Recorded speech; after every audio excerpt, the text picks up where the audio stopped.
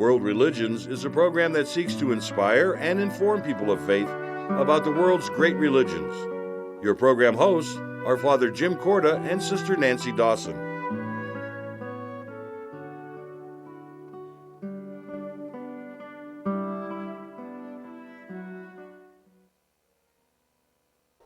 Hello and welcome to our series, World Religions. I'm Father Jim Corda. Joining me in this entire series is Sister Nancy Dawson. Welcome. Oh, it's always a pleasure to be here. I enjoy the studio, I enjoy the company, and I sure enjoy the programming.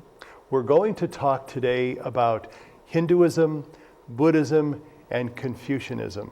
I guess for us to begin, is there some common thread in those three world religions that might tie them together, or are they all pretty separate?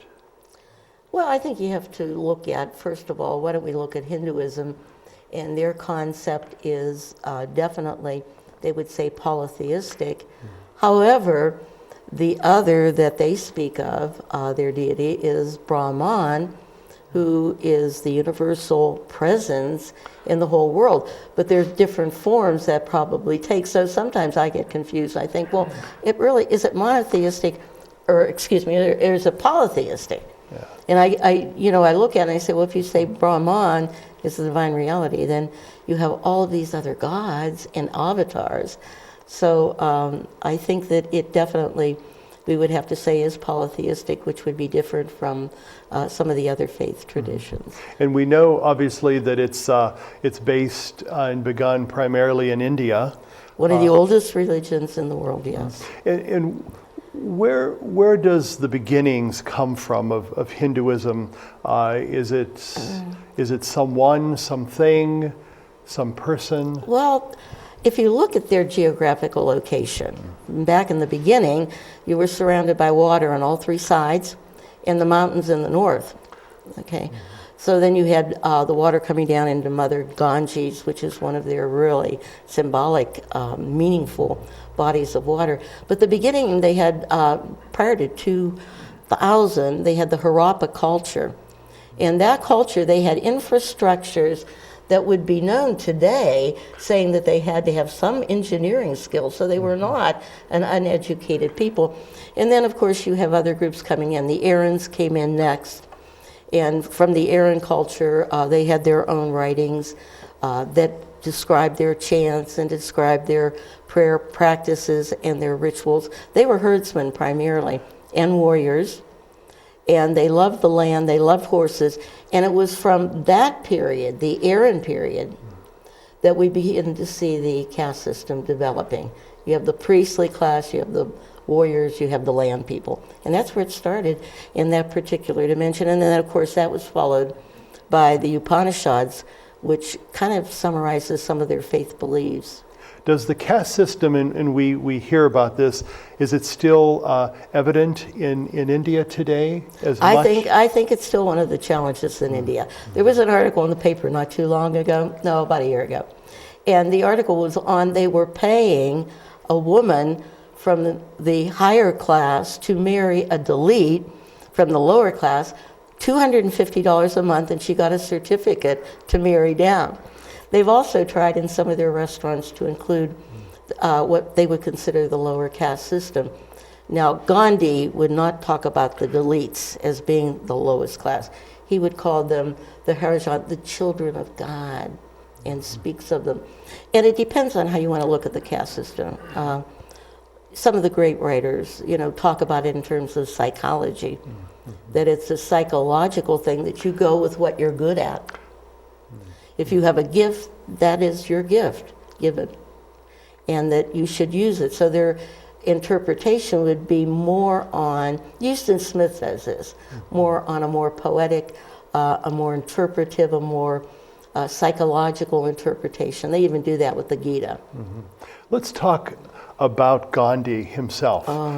Just such a wonderful historical figure. I remember the movie. Yes. It was just a phenomenal presentation of who he was, and I just remember how simply clad he always was, and how important causes were for him, and how he incited and got people together. But there was always this realm of peace that was part of his whole life and existence. And what's so funny is that when he was a child, he was married at about 13. Kasturba, I believe her name was. And he says in some of the writings that he was afraid of ghosts at night, and he would keep her up all night talking, And what you see in his life is a whole transformation. He goes to England, starts wearing a suit. He's going to be kind of a lawyer or a barrister or whatever they are, and he would be all dressed up. And then you see him when he gets thrown off of the train because he was in the wrong class, clothes and all. And then you see him in Africa. He has his wife give up everything, slaves, everything, to go to Africa. And so his whole life is kind of like a transition, much like our lives, I think, that you start out here and you have your goals, but then, and I know the famous thing is that salt walk, Yes. Remember Yes. When England, do you know how many years? England was there for over 500 years. The Turks were there, Islam inhabited, but 500 years they were under that, and that tax issue was a killer. And he starts walking by himself with his dhoti and his cane, and by the time he gets to the ocean, there's thousands of people, and he puts his hand in the ocean, he picks up the salt, and he says, "This salt belongs to the people. We will not pay taxes." But his life is kind of Yes. our own journey. Exactly. Isn't that how life is for people of faith, that it's always a journey? It begins, it ends. I kind of look at it as like a burning candle. The moment the moment we're born, we begin to die. So there's that whole sense as the candle is lit, it begins to die out. But through it all, it provides light. There's that whole sense that our journey is one that's guided by a light. And for Gandhi, obviously there were gods that were guiding him. For Muslims, it is Allah. For us, is Jesus. Christians, it's Jesus. So there's that whole sense of there's this light that's guiding us from birth to death. And all of life is a journey. Right. And how important that is. In this tradition, there's a similarity, I think, between our Christian faith and this faith. One of the similarities I see is they say Brahman is the other, the divine reality, one. But each person has an Atman or a soul. And so it's kind of like the big B, Brahma, and then the little b, that's us. But doesn't that remind you of, we're all made in the image and likeness of God. And so you see that. Another comparison that I like to show is they have the three gods, the Trimurti, and we have the Trinity. And their God is the God of the cosmos, the God of preservation, and then the God of death and new life. Shiva is that one. Very interesting one, by the way. It's interesting because they do have this devotion to one God while there's a complexity of other gods. Oh, there's so many. And the pictures of them, I wish we could show them. I have pictures of some of these gods, and they are unbelievable. Like Durga, the female god, and she'll have a necklace with skulls on it, and Shiva has her foot on a gnome. That's a very famous piece, the dancing Shiva, a very conflictual one, too, because she is destruction, but then rebirth. You get the whole resurrection theme in that. Yes. Let's move into our talk of Buddhism. That is also an old religion founded primarily in the 5th century before the Christian era. Let's talk about Buddha himself and what type of person he was and what led to him beginning this world religion of Buddhism. Well, he belonged to a tribe, and his father, I believe, I could be wrong on this, was a prince and died, and he was very, very protected. I think the question that's asked in this faith tradition, Buddhism, is why is there suffering in this life? And how do we deal with it? What can we do to be able to, and we're facing this every day. Why do good things happen, bad things happen to good people, for example? So he was born and he was protected up until the age of about 29. And then he had what they called the Great Going Forth. And he went out and he saw people that what they called the Sonnisans, the holy old men in robes that looked like monks that begged. He saw a crippled old man, a toothless person. He saw death, the cremation. And when he went back, he leaves. It's called the Great Going Forth, kind of like Francis of Assisi. And he divests himself and he goes out to seek the answer. And he takes with him, he ends up with 5 disciples who eventually leave him and then they come back. But that was a very important point in his life. He was 29. For 6 years, they lived a very ascetic life, not eating, being, sacrificing, not sleeping, etc. But the third event then is he's in the woods one day, and he thinks this woman is a spirit god, and he eats, and he goes over to the Bodhi tree, and as he sits there, this is why the Buddha, it means to wake up, to be enlightened, and he's under the Bodhi tree, and the story is, Houston Smith, the great writer on world religion, said that the tree rained down blossoms on his head the night he was enlightened. And I think he had a lot of temptations. Some people say he was there 49 days. And I kept thinking about Jesus in the desert. You see some parallels. And then the woman came and tempted him. And then his past caught, he started worrying about the past and the future. So those are the 3 key events, I think. The Great Going Forth, a very significant one to answer the question. His disciples left, but they all came back later on to the Buddha. So that's kind of his background. But he's not God, What about this whole sense of enlightenment? Isn't that kind of part of our own life as people of faith, that at some point it's almost what people call the aha moment, that I know why I'm here. I know who God is. I know that God is present in me and working with me. There's that enlightenment, but then there's this challenge to live this ethical life. Right, right. I think the key is the present. The guru was asked one day, one of the gurus, the disciple said to him, "What is enlightenment? What is that?" And he said, "Well, when you eat, you eat. And when you drink, you drink." And he went on, and the disciple said, "Well, everybody does that." And the guru started to laugh, and he said, "Well, then everybody's enlightened." There's the way this whole thinking in Buddhism, which came, by the way, went into China from India, and you see some parallels there. But the other story, just to give you their thinking, the other story was these guys play poker all the time, and they drink, and they're on the 6th floor. And the guru's answering this question, and because one of the card players says, and this guy gets drunk and he falls out of that window from the 6th floor every time we play cards and gets hurt. And the guru says, "Tell him to do all this on the 1st floor."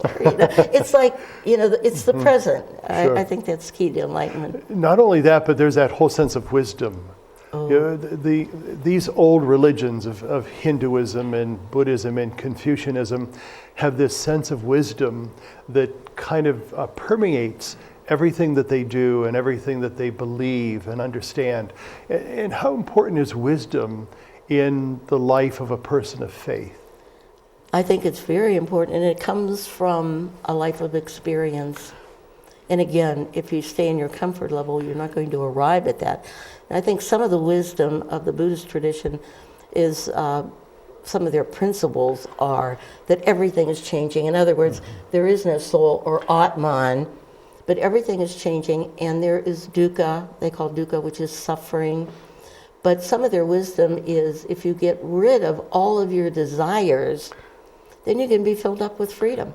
And nirvana is the goal, of course, to be enlightened and to have that inner joy and that inner peace. But in order to do that, they would say you need disciplines. So they have their disciplines. Well, the Eightfold Path is one, which would be similar to our relationships when we talk about the commandments. But the most important ones there are meditation and contemplation, the 7th and 8th of that Eightfold Path. They do a lot with numbers. So they have the 3 jewels, which are, the Dharma, that's the teaching. Then they have the Sangha, which is community. Then they have dukkha, which they really believe that suffering is a part of life, and it does exist. But then they also have the fourfold path, and that's everything's changing. There's a cause for everything. There's an effect for everything. That's where you get the karma idea too, in some of these faith traditions, that what goes around comes around, in our language today. What about the whole sense of monasticism? We yes. believe that we have, the whole lock on that, but it really, monasticism goes way back, and in the life of yes. Buddha himself, how they, not a sense of withdrawing, but a sense of being in the presence, Right. as you had mentioned Yeah. before. And how important is that for every one of us to have that moment where we just are in solitude with the Almighty presence? How important is that? I think that the whole idea of, in Buddhism, when he started the monasteries, the monks, is that you need a community to support that again. That it's not just an individual journey, but that there is a communal dimension to that journey too. I talked to a Hindu doctor, not a Buddhist doctor, not too long ago, and in talking with him, I was asking him about karma, because I've always taught karma as it helps you. It's not like our idea of charity. I'm helping you, but it helps me, so I don't have to be reincarnated. But actually, he said, but there is a societal dimension, which I had never thought about, that there is a communal dimension to that too. So I thought that was kind of interesting. So I think we don't go it alone, and that the whole idea of the monastery or the monk, needless to say, in Zen we use a lot of the music today, a lot of the repetition of the mantra. We use in all the faith traditions today, I think. And we also use a lot of the stuff that comes from these faith traditions, like the labyrinth. Yes. People walk the labyrinth, and if you believe in the chakras, the 7 points in your body, the labyrinth puts you in balance, because you go this way, then you come this way, Right. you go the right side of the brain, the left side of the brain. My students love to walk our labyrinth out at the Ursuline Mother House. They come all times of the day and night. And how important is that whole sense of being in tune with oneself? And how difficult that is for some people to really get in touch. And I remember when I first went to the seminary right out of high school, and I knew, I think, pretty much what I wanted to do, that I wanted to be there, but yet I went to school with a number of men that were kind of searching. They were in the seminary, sure, but the priesthood was not necessarily what they wanted, but they were looking, and they were trying to get in touch with who they were or what they wanted. How difficult is that for young people today to get in touch with what they want and who they are? Well, that's what I tell them, though, that unless you spend at least 20 minutes a day reflecting, you're not going to grow. And if you spend 20 minutes a day just in reflection, it will bring you around to who you are, which sometimes can be very humbling and yet a great gift of God. But until they take that time, and that's why I always say, give me a reflective moment in your life that has meaning, one of those aha moments. And that's usually the turning point if they can do that. It could be in relationship to family, death, birth, anything, But I think unless time is taken for that in our society, I have to tell them before a test, get rid of all the toys, get rid of the iPod, the smartphone, the camera, someone will take pictures of the test, What are you going to do? It's human nature, and it's beautiful to see people grow. But the key is to call them to growth. And I think sometimes we don't make as many demands as we could and should, especially with our college students, They're hungry for something. They're looking for something deeper. And I think that we have an obligation to call them to that. So they get a sense, get rid of the ego. That's why Buddhism's so great. Get rid of all your desires. It's okay to desire all this and this and this and this. But once you get rid of the desires, you're going to be happy. In Hinduism, practice yoga. It's the discipline. In Buddhism, go to the Eightfold Path. In our last 10 minutes, let's talk about Confucianism. Now, Oh, yes. I wouldn't necessarily call Confucianism monotheistic, but maybe non-theistic. Does that make sense? Yes, I think maybe that would be it. I think that what we see in Confucianism is more of a concern for society. For example, he was, first of all, Confucius came from a very poor lifestyle. You know, his father was dead, and his mother wanted him to be a leader, and she had him learn all the skills: archery, chariot, going in the chariot, how to drive, and he kind of grew through that. But the basis there in Confucianism is that if you have good leadership, you're going to have a good society. And I think that's their emphasis, but also a lot of filial piety. In Confucianism, there's a great respect for ancestors, for one thing, and they see everything in relationships. So you have the father, and then you have the son relationship. That's the primary one. But even in the workplace, you have the boss, and you have the one that's learning. So, and then you have the older son and the younger son. All those movies on dynasties kind of show all of that filial piety that they have, or those values and those relationships. I like that for family, you know. You really see it. What does Confucianism say about humanism at all? I'm not quite sure. Or the secular is sacred. You know, they obviously would see that. I don't think they see it as most of the other faith traditions do. I think when you say non-theist, it could be or it couldn't be. Sure. I think it's more of that. I could be wrong on that, of that kind of a position.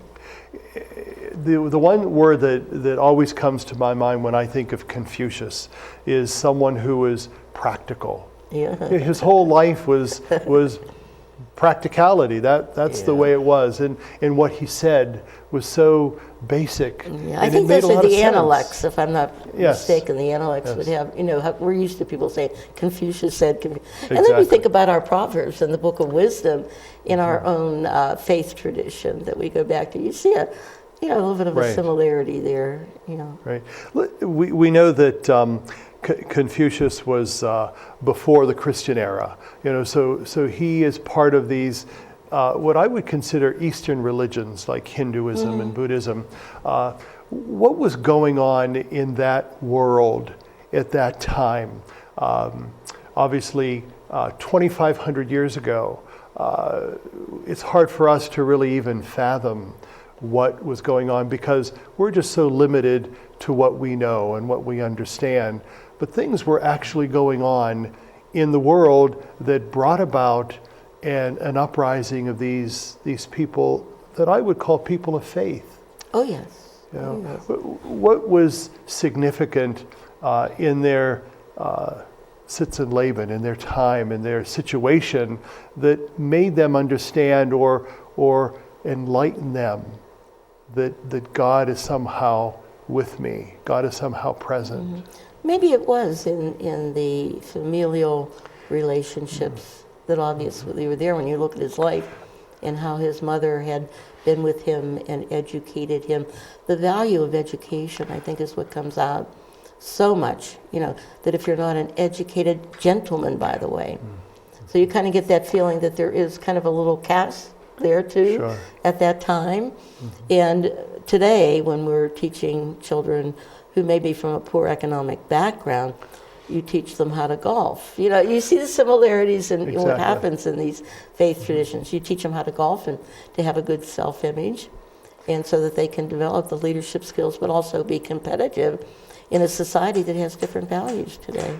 And of course, you know, when we think of Confucianism and we think of his presence in China, you know, nowadays we would not consider modern-day China a place of religion. Right. So there's this whole sense that still there's this faith, this world faith and religion that's present somehow in the lives of those people.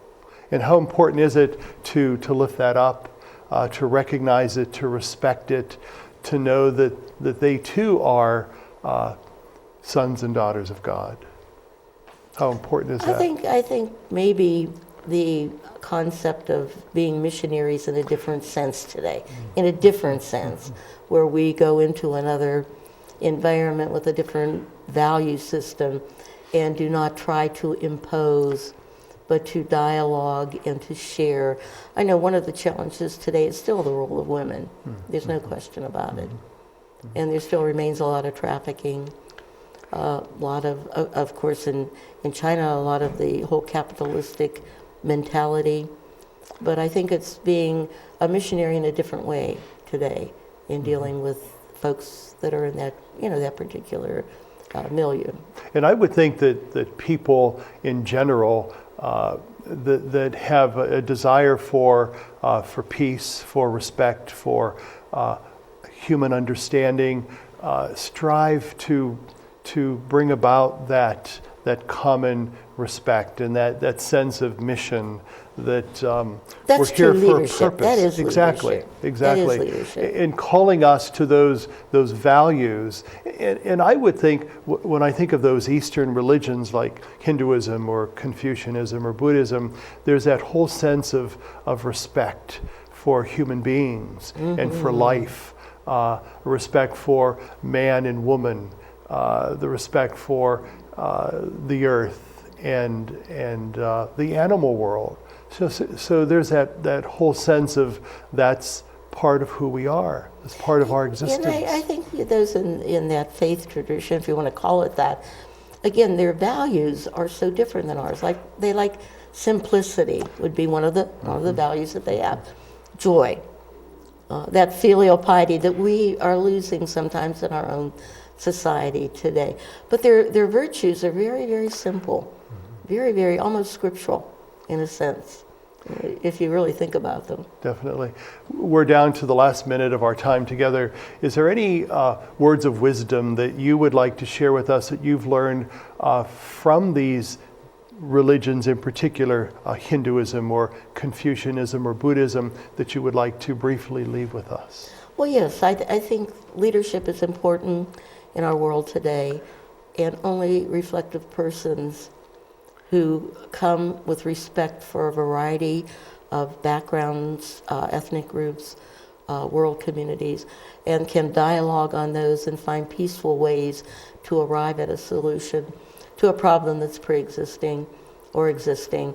That's true leadership, and I think that's what our world is calling us to, but it only comes with a deep personal spirituality, time to reflect, and time to get in touch with whomever, the other.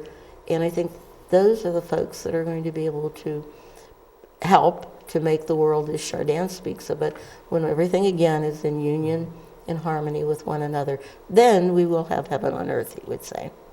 Sister Nancy Dawson and I thank you for being with us for this edition of World Religions, where we talked about Hinduism, Buddhism, and Confucianism. Have a good day, and God be with you.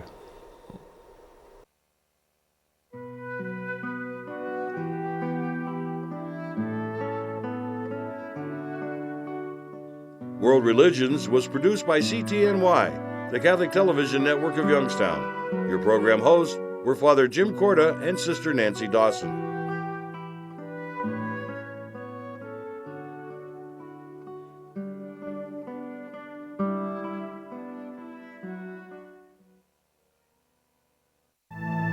"33 million Americans have descended into poverty. And as their futures fall, so does our nation's.